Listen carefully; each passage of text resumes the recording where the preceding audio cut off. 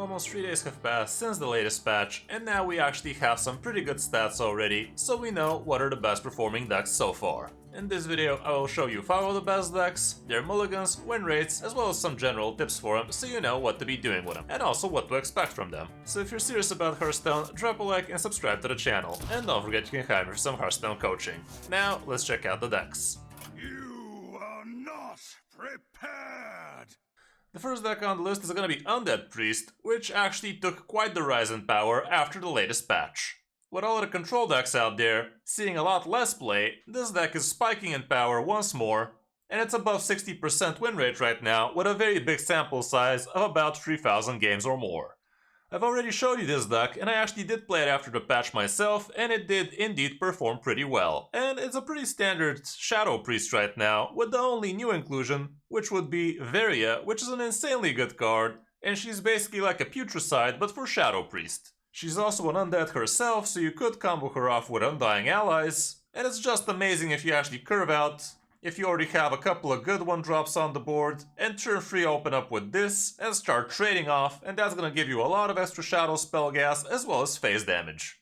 We're also running Amantul in this one, and it's a 7-drop Titan, which doesn't really scream Shadow Priest, but if you actually reach turn 7, you're probably gonna be out of gas, and this is where this guy comes in. He's gonna be discovering a legendary each time you use a skill of his, and you could be removing some big taunts like that. You could also summon a 6-drop with it with lifesteal and whatnot, so all around he's definitely not a bad inclusion. Other than that, everything else is the same. It's a basic aggro deck, you have a lot of early game damage with your minions, and you have a lot of reach damage with your spells and Rotting Necromancers and Death Rattles through your Shadowed Spirit. Shadow Word on Death is great for clearing board as well as dealing phase damage, and your Mind Seer is also a good chunk of damage too.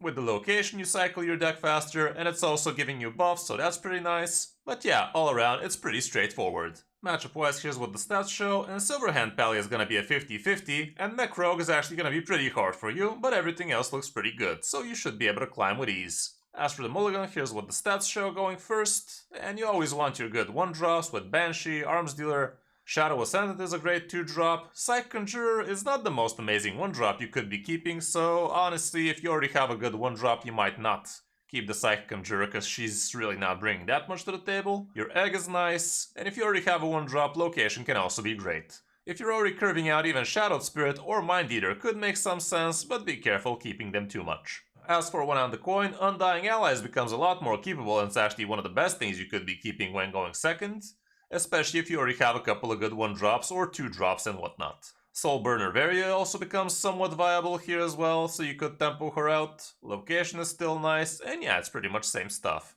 Shadow Word on Death, it's not something you're normally gonna keep, but if you already have a good curve going and you're expecting the matchup to go that way, it might be a good keep indeed. On the number 2 spot, we have Hunter with 2 variants, and we do have the basic Arcane Hunter still doing nice and well with both the Prison and Yogg himself. And yeah, the nerf didn't really do that much to it, but there's also a new interesting Secret Hunter variant, which basically runs the same amount of secrets, but it's a lot less arcane-y, which has been picking up, and it is indeed pretty strong. So let's showcase this one instead, because the other one we've already seen so many times. This one is actually a bit more board-centric and a bit less arcane spell centric, so you are going to be running things like Bananas, as well as Barrel of Monkeys. We also have room for the Kraken Banes again. And the new Prison Breakers are also actually pretty nice because it's 3 damage AoE as well as 3 damage to the face with a decent body attached to it. The other interesting thing about this one is collateral damage in here, which could definitely take a lot of opponents by surprise. And you could actually even empower it with Celestial Shot on turn 7 into collateral damage on turn 8, and this way this is going to be dealing 8 damage to 3 different minions, so that can be pretty good.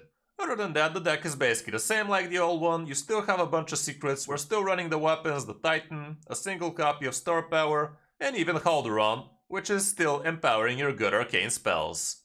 Matchup wise, Undead Priest is not going to be super amazing for you, but everything else looks pretty good, so you should be able to climb nicely. As for the mulligan, we don't have that much stats yet, so I'm gonna go with the kept instead of the mulligan win rate because they're gonna give you a bit more of a decent picture. And yeah, your 1-drops are pretty decent, Titan Force Trap is not bad. If you already don't have your Costume Singer, you could also consider keeping Hidden Meaning.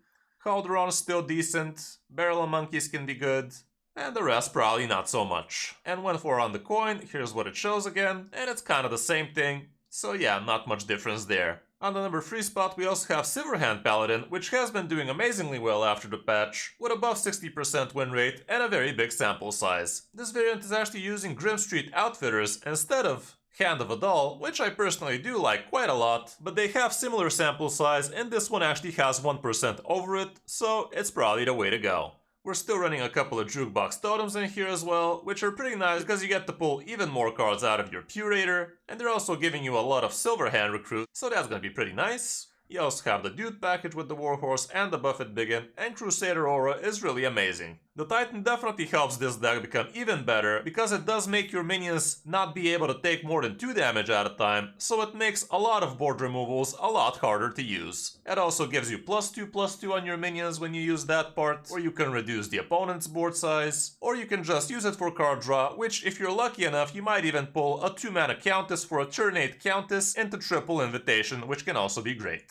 Matchup wise we don't have too much stats, but Control Warlock is not gonna be great with Defile and whatnot, but the rest looks decent. Mulligan wise, here's what it looks like going first, and Buffet Biggin is usually a great keep, but make sure to already have at least a 1-drop so you can open up with something. Sinful Sous Chef as well as your Sanguine Soldier would be your best 1-drops, but if you don't have either of those you might consider the 1-drop Taunt. Muster for Battle can be great, and if you already have a great curve, Crusader Aura might also make the cut. Jukebox Totem is also not bad, as well as Boogie Down. As for On the Coin, again, it looks kinda similar, and here even Crusader Aura might be even more keepable, but again try to be curving out nicely into it. The Curator might also be a decent keep, Blood Matriarch Liadrin might make some sense, and if you actually have already Muster for Battle, you could even consider Warhorse Trainer so you can coin out turn 2 Muster into turn 3 Warhorse, which could be great. Grim Street Outfitter is actually not a great keep in most situations, so don't overkeep him. On the number 4 spot we have Enrage Warrior, which has actually been seeing quite the rise in power lately, and it did get a little bit of support of the mini set with the new Battlesworn Faceless. This card is pretty nice because you get to copy your big minions, but you could also use it to copy opponent's minions like that too. But the only downside is, if you actually have this in your hand while your Anima Extractor is popping off, this could be eating up your buffs, and it's actually gonna be kinda useless like that, because if you use it to copy a minion, it's gonna become the copy of the minion, it's not gonna get the buffed stats, so that's kinda sucky, but other than that, it's actually pretty nice. We're actually not running the Rift package in this one, which definitely does seem a little bit weird, but we are having plenty of good fire spells instead, as well as Steam Guardians, which are gonna be tethering those out, as well as your Instrument Tech, which is gonna be tethering out your weapons. Acolyte of Pain is also in this one, so you can get a little bit of extra card draw, as well as your Light of Phoenix, which is also pretty nice.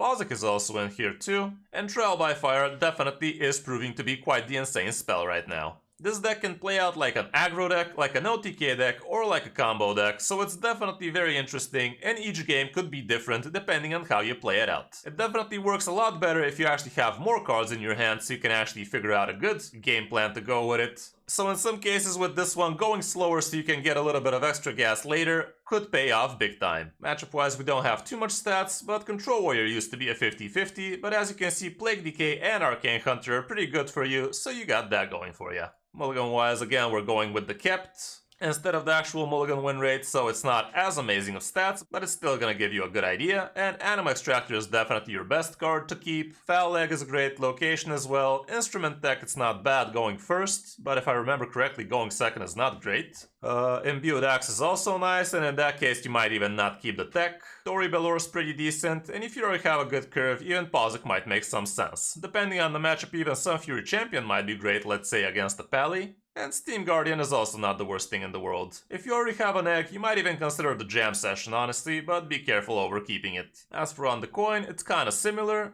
and you still actually want to be keeping the Instrument Tech and the Axe, so yeah, it kinda looks like the same thing. And on the last spot we have Drum Druid again, and it's still doing quite well. The new miniset did seem like it gave it some new support, but this variant is not actually using any of those cards and is still relying on the good old list. We're also not running Top Yor in this one, which is kinda weird because that's your Hail Mary against control decks, but this is what the stats show, so let's rely on that. You're also running Plot of Sin in this one, so that way you can discount your Cultivation nicely, and it's also pretty nice if you actually summon a couple of 5/5s with it, but usually you just play it as a free mana, a couple of 2/2s, which is still technically not bad. We're also having a Lingering Zombie in here, which is a very sticky minion, which you will be able to buff out with your drum circle at some point, and it's also nice to actually trade off a bunch of minions like that too. We have Embrace of Nature in here, and the only choose one card would be your drum circle, so you're not gonna mess up with the discount instead, and even though that could slow you down in some cases, most of the time it actually pays off because it makes your Embrace of Nature a lot more reliable like that. If you don't get the Embrace, you still have Disciple of Ionar in here, which you could do on turn 4, followed up by a turn 5 Summerflower Child, and that usually guarantees a drum circle on 6, and if you actually played a few trends, you might even be able to slap a cultivation onto it. Matchup wise, this is for the last 30 days, so it's a little bit messed up, but still gives you a bigger picture, and Control Priest used to be pretty bad against you, and yeah, obviously it will be since we're not running Topior, but if you find room for Topior, it's a lot better if you ask me. Silverhand Paladin is not too great, and we are seeing a lot of those, so might be careful if you're seeing too many of those yourself. But actually Hunters are gonna be fine for you, but Mech Rogues and Miracle Rogues not so much. Same goes for Control Warrior, but that's a lot less popular nowadays. As for the Mulligan, here's what the stats show going first. Forest Seedlings is not bad, and you could even just play it on turn 1 just so you're flexible on the board and you're able to trade off some stuff, but it's obviously a lot better if you actually summon a couple of trends like that, because that again discounts your cultivation.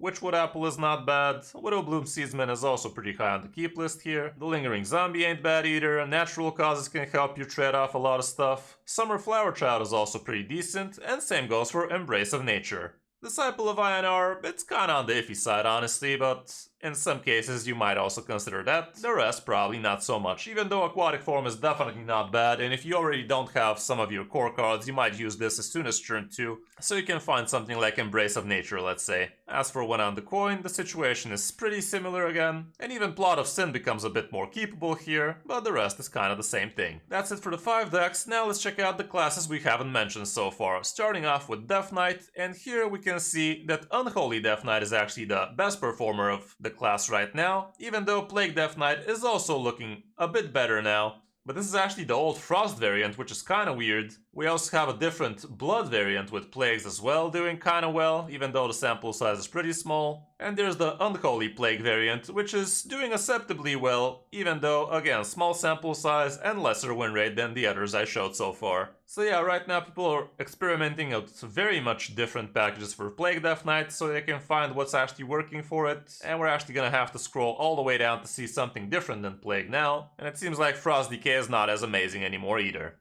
Or at least not for now. For Demon Hunter, Outcast Demon Hunter is the big winner so far, Relic Demon Hunter is still usable but not super amazing. For Mages, Rainbow Mage is actually doing very well, and it is including Yogg in it. There's also a Spooky Mage out there doing acceptable, even an Elemental Mage, whatever that is. But Naga Mage so far seems like it fell off. With Rogue, there is this new Miracle Rogue out there with the Tendrils, which is quite a lot of random BS, honestly, and I definitely don't like decks like this, but this is what the stats show. Mech Rogue is still pretty decent.